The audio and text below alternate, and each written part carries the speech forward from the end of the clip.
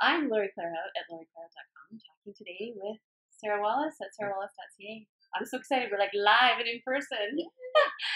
Welcome. Thanks for having me. And I have a question. Sara, what is a whim to you? A whim. I actually really like the word whim. It's really light. Like, what whim? Whimsical.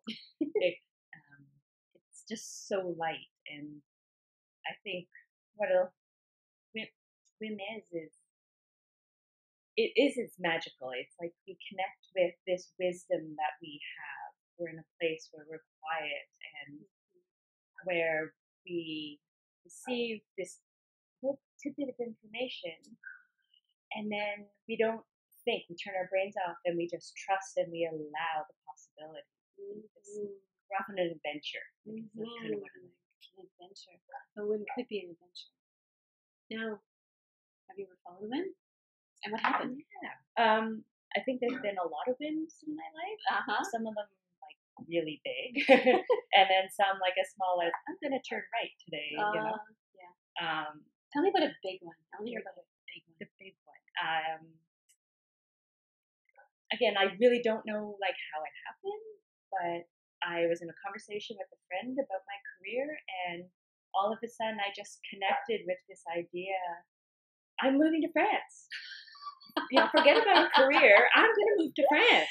And I just remember my friend's jaw dropping, and she's like, "You're serious?" And I was like, "Yes." And I don't know how it's going to happen. Wow. So in that moment, you just thought, France is good. France is good. It was, I think, and this is the other thing about whims is there's a huge emotional payoff. There's a huge resonance with that wisdom. And it just feels so good. Like, you don't back out of it. Like you just trust and you just go with that good feeling. Now, did you know anything about France when that came out? Well, I love France. I've been there before, and it's a place that I really resonate with. I get dreamy and romantic when I think of lavender fields, and I guess I'd always kind of wanted to live there, but I never seriously considered it. And there was just something really powerful in that moment. And then you made decisions toward making that happen. Is that right? Yeah, it was a lot of, I had to cultivate a lot of faith. I had to, really hold that. I know this is right for me while I navigate my way out of a job and out of a house that I'm currently living in. What do you do with your stuff? And so it was, it was for me, a very spiritual experience that had a lot of real world repercussions. Right. And so how did it work out? I mean, so you made all those plans, you made it happen. Your whim was to go to France. You made it all directions, pointed towards France, and you went. And then what happened? How was it? And then what happened? I often, like when I think back to that time, I just feel myself sitting in a lawn chair in my backyard of my house in France, like all lavender in the wind, and I was just totally relaxed. And I really did just go and sink into that and sink into my painting and my writing. And what really happened was I recharged my battery. I didn't realize how depleted I was. And when my whim was, I'm going for a year. And at the end of 3 months, I was in a place where I was like, you know what?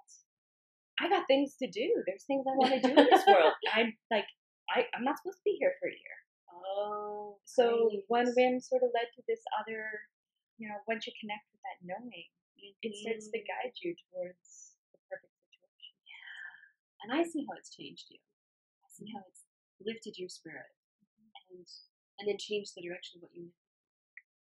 Yeah. I think when we first met, I had just made the decision to go, and I think I was a little unsure of how everything was going to unfold. It's a big whim. I was a little timid about it, and just following it just like opened me up to receiving and to really, I think, doing better work in the world. Wow, I love it. And I just got to oh, thank you. Thank you so much. Oh, you're in.